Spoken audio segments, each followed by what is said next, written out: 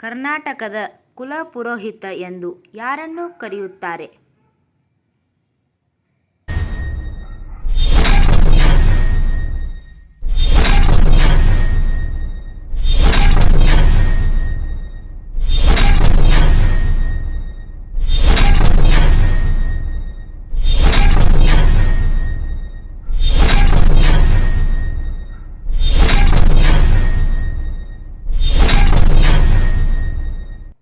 Uttara Aluru ವೆಂಕಟರಾಯರು.